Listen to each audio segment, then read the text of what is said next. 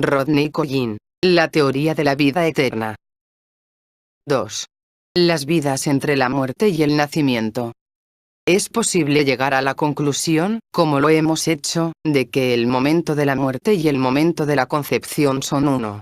El mismo desprendimiento o arrancamiento de lo que constituye el viejo cuerpo, produce la tensión eléctrica que hace a los genes determinantes del siguiente cuerpo, lanzarse unidos en su nueva combinación. Es como si la nota o el acorde emitido por el ser humano en su desintegración mortal, hiciera que los sutiles constituyentes del huevo fecundado se acomodaran en la disposición correspondiente, así como la nota de un violín produce el debido dibujo en una charola de arena. Y esto sucede porque la energía de la muerte y la energía de la concepción son de la misma intensidad y sutileza, una energía de tal manera penetrante, que sus efectos pueden pasar a través del tiempo tan fácilmente como la energía de las ondas de la radio pasa a través del espacio.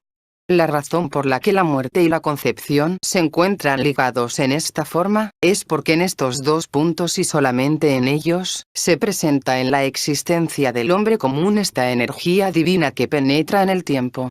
Todas las energías que ordinariamente operan en el hombre entre la concepción y la muerte, son de tal naturaleza que sus efectos están confinados a un punto del tiempo. Así como el efecto de la energía mecánica, en una palanca, por ejemplo, está circunscrito a un punto del espacio.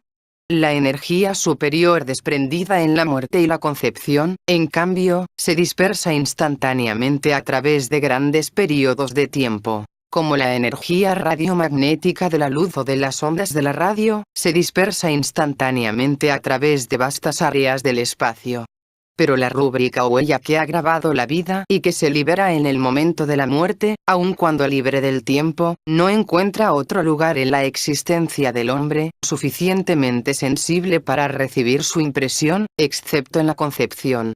Es en este sentido que se dice que la muerte y la concepción pueden ser consideradas como una y simultáneas. Ahora bien, este momento de la muerte y la concepción está irremisiblemente conectado con la idea del juicio.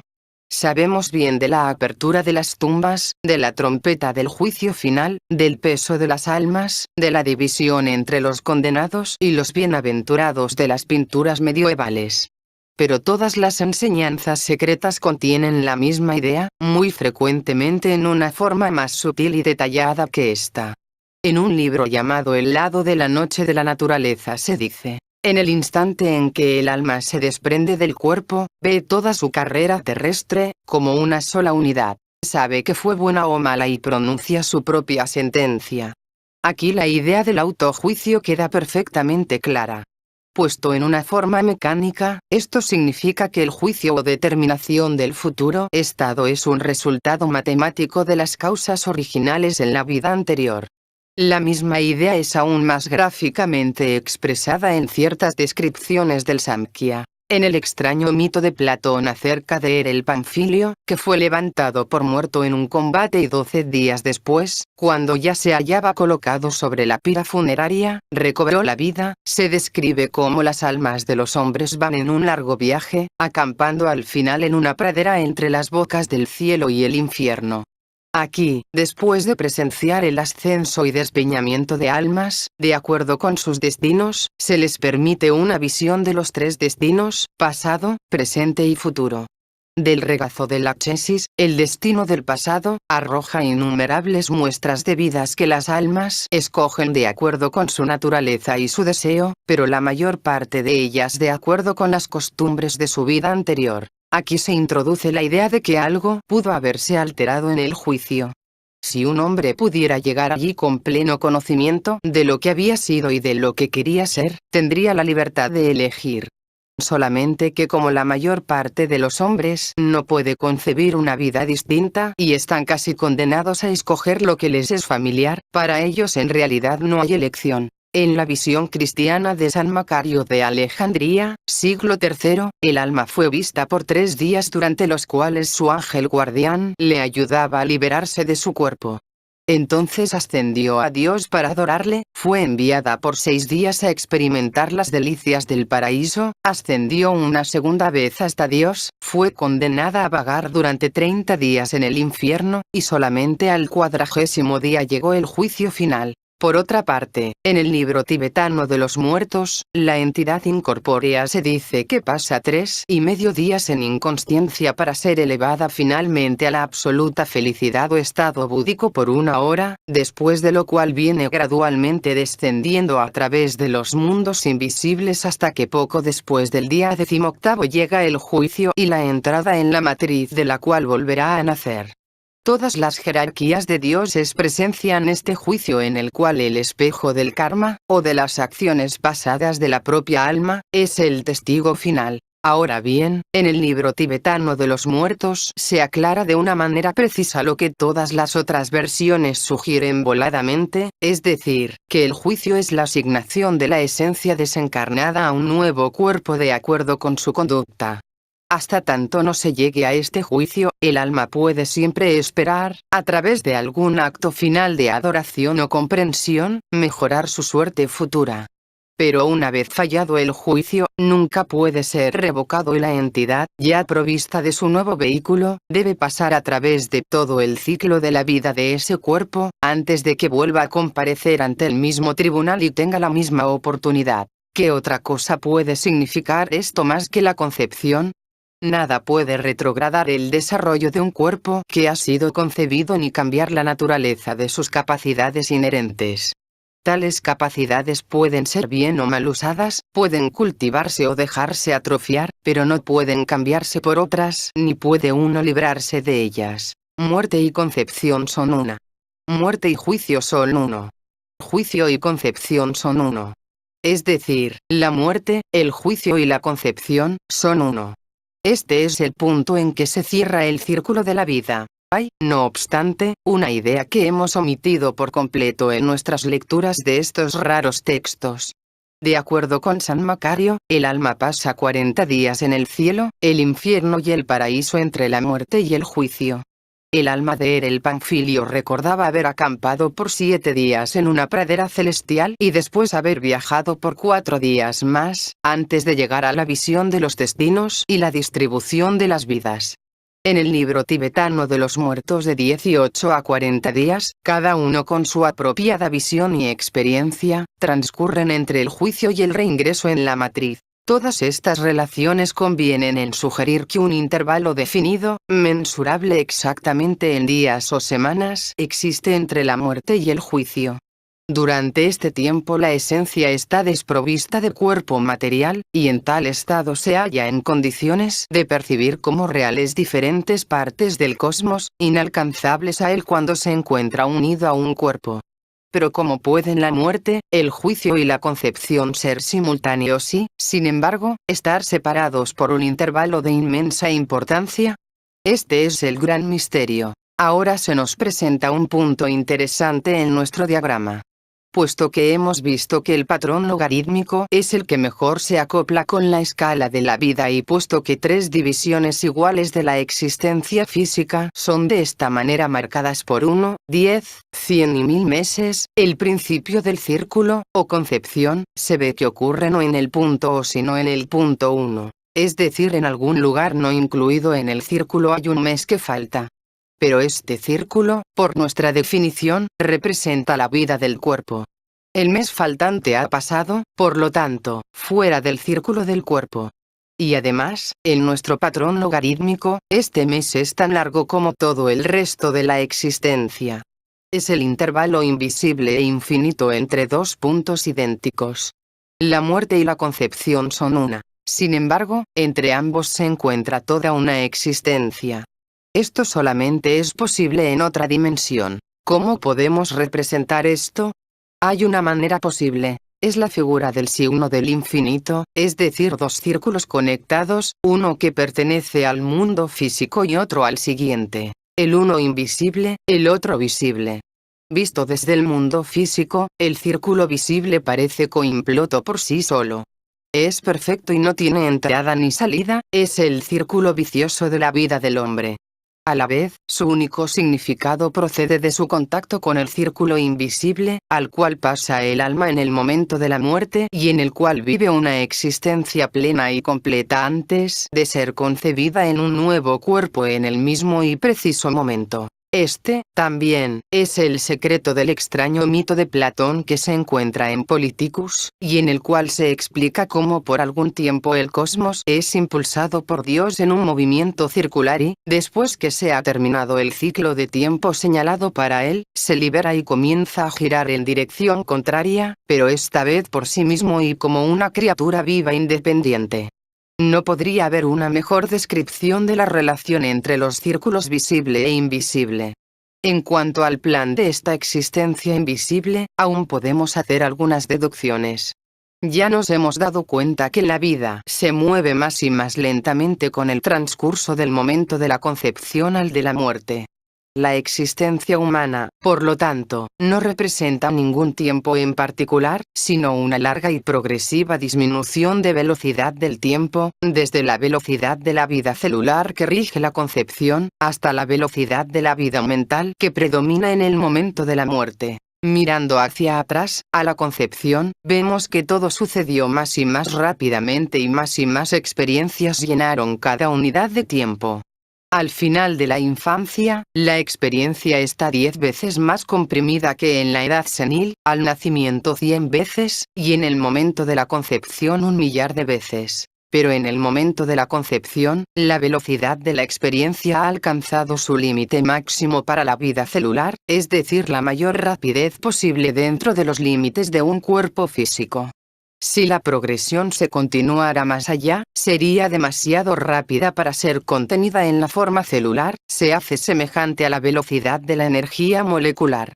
Esta es la naturaleza de la experiencia en el círculo invisible. Sin embargo, mediante la deducción podemos continuar nuestra escala hacia atrás dentro de ese segundo círculo, aun cuando no podemos verlo ni medirlo.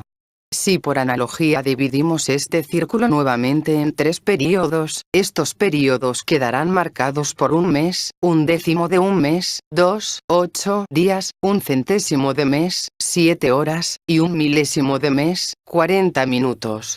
Y una vez más, esos períodos serán iguales en su contenido, pero aún nos faltan 40 minutos.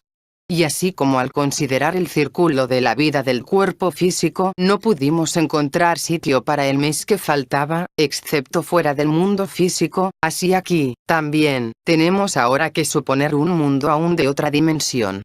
Todo el círculo de esta dimensión durará únicamente 40 minutos, el tiempo de una comida, inmediatamente después de la muerte, durante la cual, de acuerdo con el libro tibetano de los muertos, la clara luz primaria de la perfecta unidad con Buda brilla sobre el alma que escapa.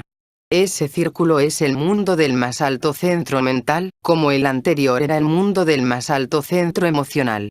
Es el mundo electrónico de la luz, como aquel era el mundo molecular de las esencias.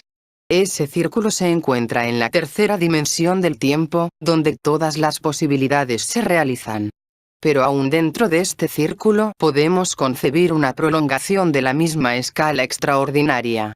Así que las 3 divisiones de este tercer círculo serían marcadas por 40 minutos, 4 minutos, 24 segundos, y 2,5 segundos. Todos estos períodos serán otra vez iguales entre sí y con todos los que les han precedido. Y es en el punto final de este círculo, o en un solo aliento, el límite máximo de compresión de la experiencia, donde todo es 1.000 millones de veces más rápido y más sutil que en el mundo del cuerpo físico, donde el hombre que muere puede ver toda su vida como una sola y simultánea unidad. Podemos entender así, un aspecto de los mundos superiores. Son mundos en los cuales la misma cantidad se conoce o experimenta en espacios más cortos de tiempo. La característica de la mente ordinaria o lógica, por cuya velocidad se mide la vida del cuerpo físico, es que una cosa se sabe o se experimenta después de la otra. Cuando la mente lógica pasa a su siguiente experiencia, es incapaz de retener la experiencia o conocimiento que le precedió. Debe dejarla atrás. Para la mente lógica todas las pruebas son sucesivas o en el tiempo. Pero cuando llega al final de su prueba lógica, la mente ya ha perdido de vista el principio, porque las cosas solamente pueden pasar a través de ella en sucesión. De esto resultan todos los fenómenos del olvido. Confiando únicamente en la mente lógica, el hombre debe olvidar. Por lo tanto, no es que la vida del hombre no contenga suficientes experiencias o conocimientos para que él llegue a ser un sabio o un iluminado. Es que, confiando en la percepción de la mente lógica, solamente experimenta una cosa a la vez y se olvida de ella tan pronto como pasa a la siguiente. Si todo lo que él ha sabido en diversos momentos pudiera comprimirse en un espacio más corto, para que se olvidara menos, innumerables conexiones de causa y efecto, de planes de influencias cósmicas aparecerían, haciéndole más sabio de cuanto es posible imaginar. Esto, en realidad, es lo que parece suceder en los mundos más altos e invisibles, en los cuales el ser penetra al morir. En el segundo círculo el equivalente de toda una vida de experiencias pasa en un mes, en el tercer círculo eso mismo queda comprendido en 40 minutos, y en el último punto de este círculo, toda una vida se vive en 2,5 segundos. Tratemos de concebir lo que significa esa comprensión.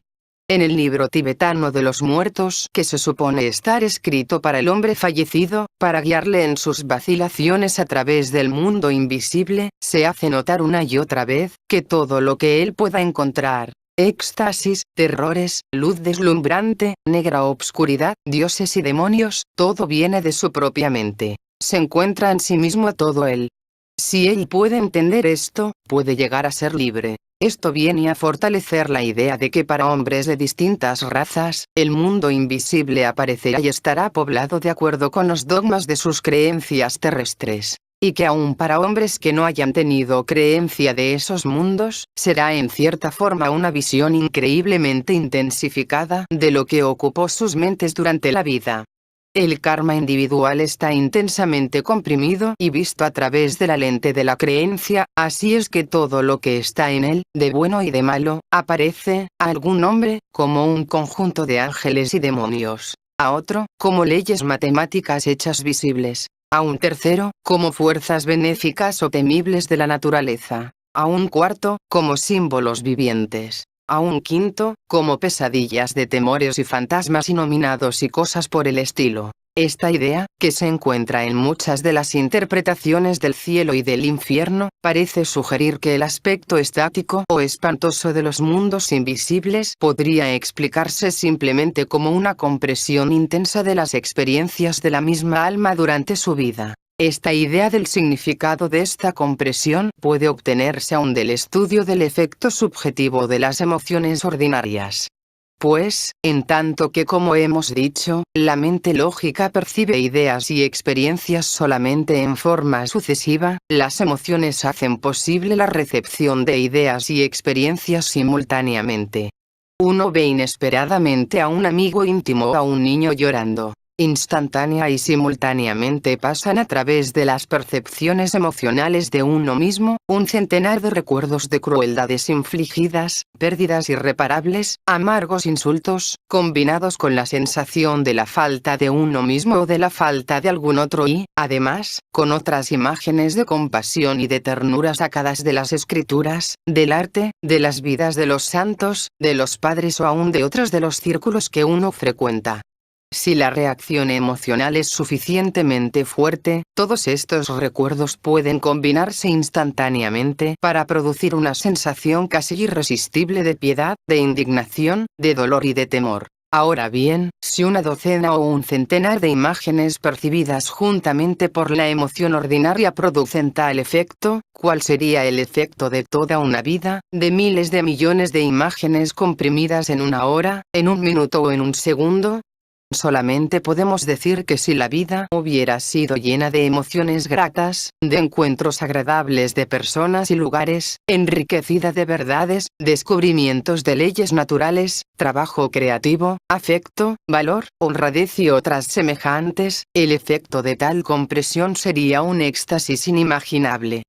Si, por otra parte, la vida hubiera estado llena de actos de crueldad, de placer con el sufrimiento ajeno, o de interminables temores, preocupaciones, mentiras, obsesiones, perversidad y traición, el efecto de la compresión de estas imágenes sería mucho más terrible que cualquier infierno que pudiera describir el hombre. Vivir la vida de uno en 40 minutos, significaría que todas las percepciones y sentimientos estarían comprimidos o concentrados 1.000.000 de veces.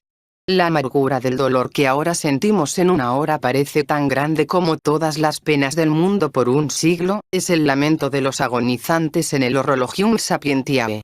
Los odios de años quedarían comprimidos en odios de minutos, pero 1.000.000 de veces más intensos. Las alegrías de la aspiración, del descubrimiento, del amor, elevadas a una intensidad 1.000.000 de veces mayor, se transformarían en éxtasis divino. Además, por la compresión en el tiempo, tales odios o crueldades no solamente se intensificarían en grado insoportable, sino que se experimentarían junto con todos los temores, resentimientos y sufrimientos a los cuales dieron lugar y cuyas conexiones normalmente quedan ocultas por el piadoso olvido a través de la extensión del tiempo. En tanto que, por otra parte, tales aspiraciones y amor, se unirían a las percepciones de las leyes más altas y de los mundos más elevados hacia los cuales conducen. Esto sería, en verdad, ascender al cielo y descender al infierno.